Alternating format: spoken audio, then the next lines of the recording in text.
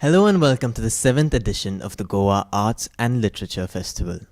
Today with us we have Mr. D.K. Waid, who goes by the name of Darshan Darshi, who is a renowned and acclaimed poet, novelist and writer in the language of Dogri.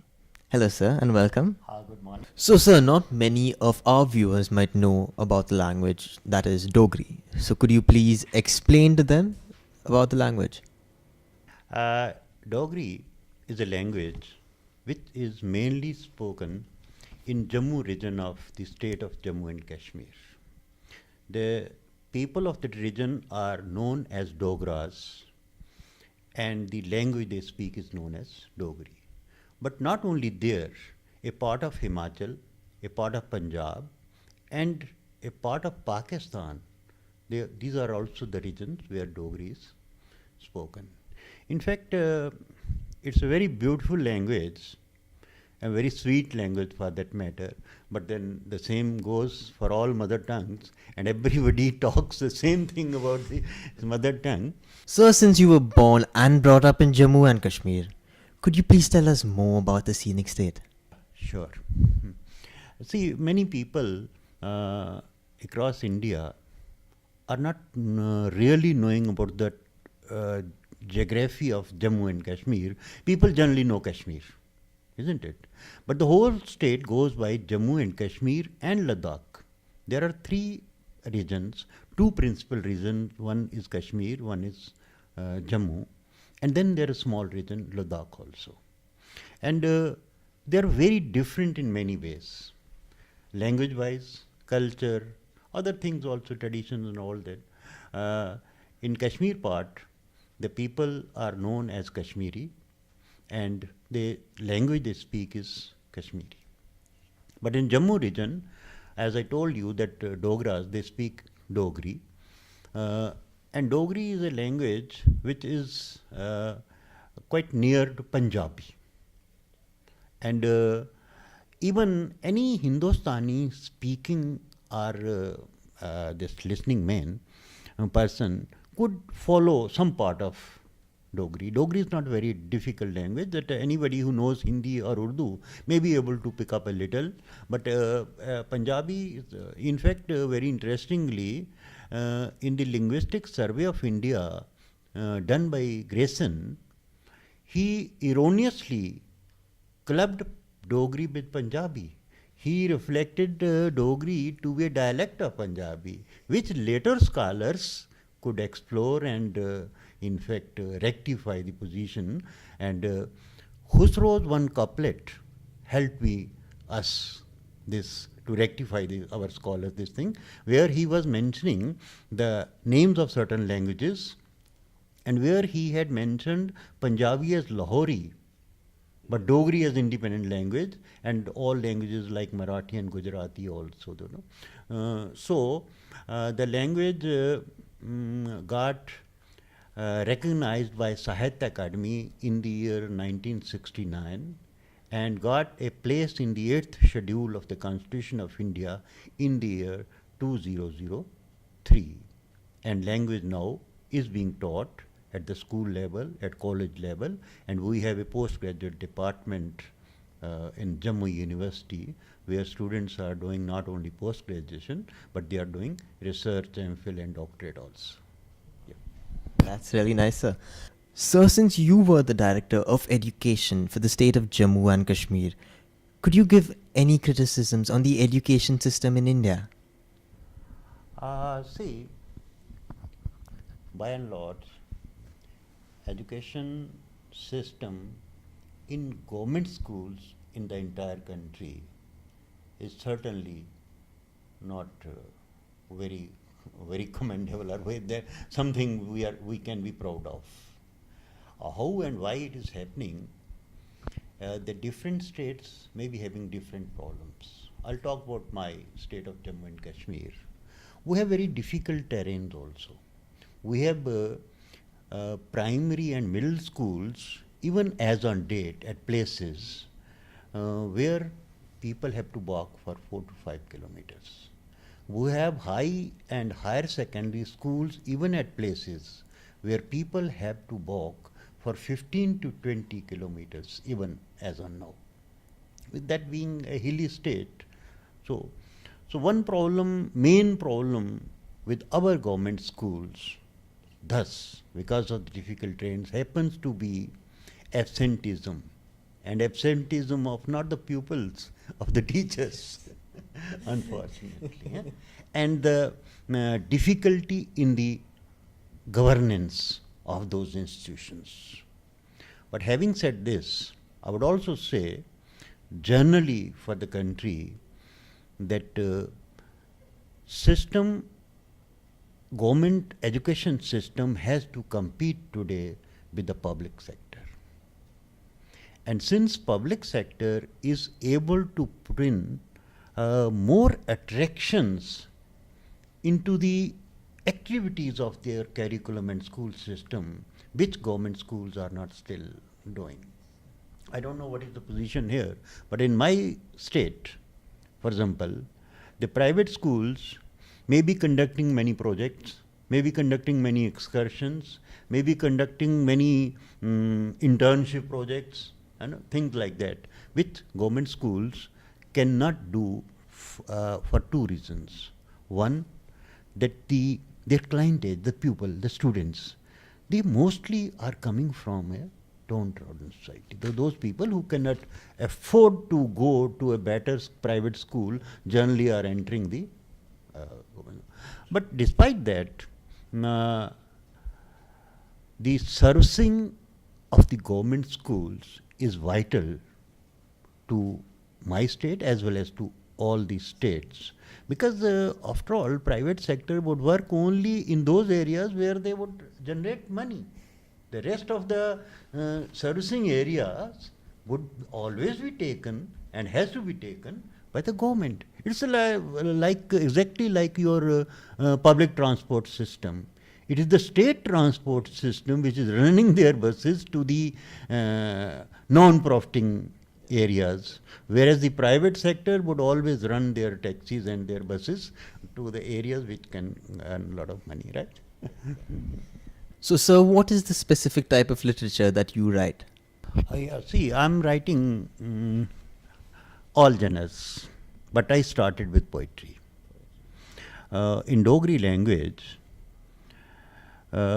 poetry has been almost always the first passion of the writers, which generally is not case now with the international languages. The novel and the short story has since taken over poetry, and since long. But then I also shifted to writing fiction.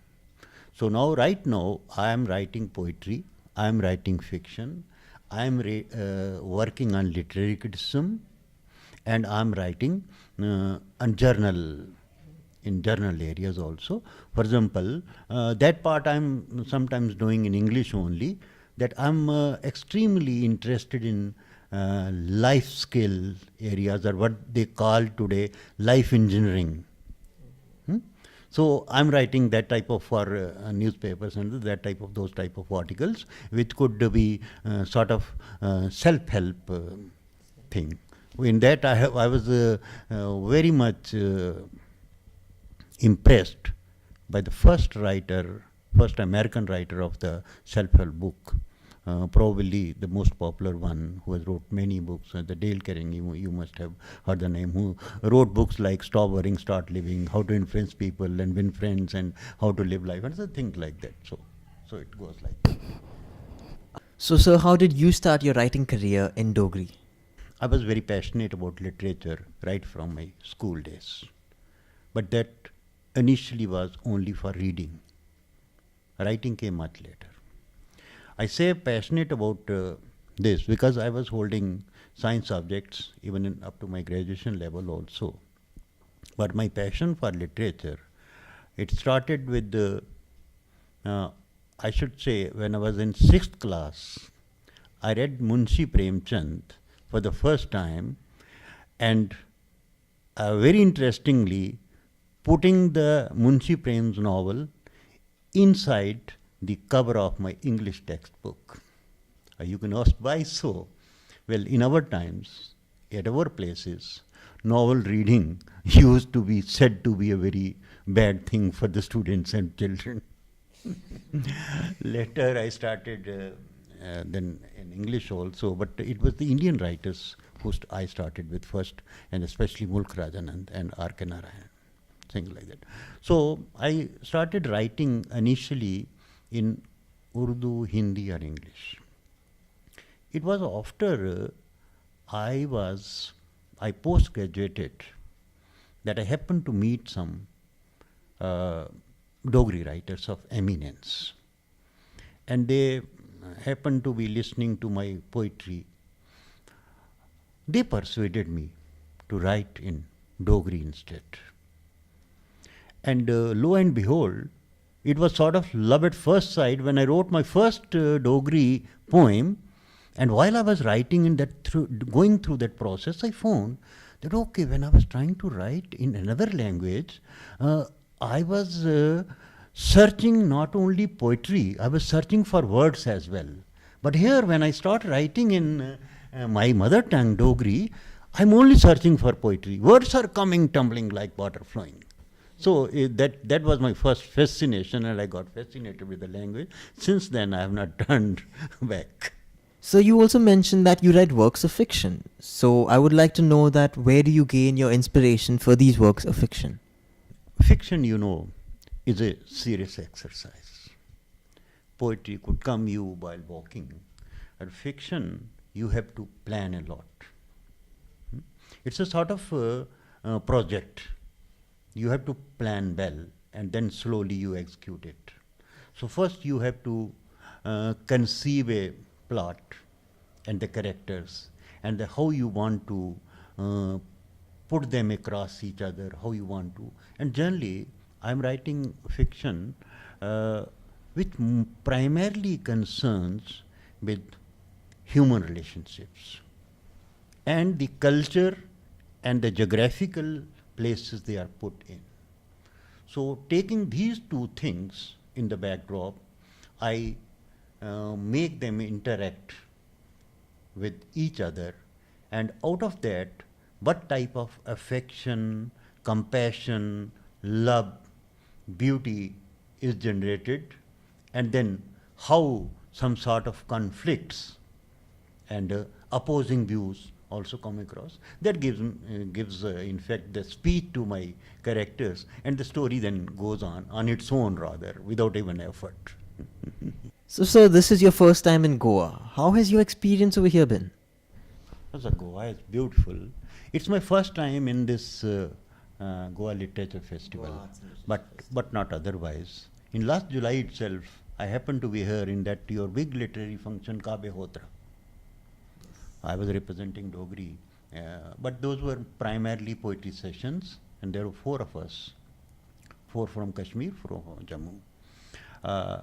As for this 7th edition, I'm coming for the first time, and I'm feeling tremendously happy, I tell you. I'm feeling really, and it's a beautiful interactive sessions here going on, meeting many people all across the world. People have assembled here, and fortunately happen to be meeting youngsters like you too.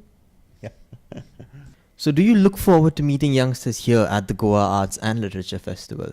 Sure. In fact, I have been always loving to meet and interact with other people writing in other languages.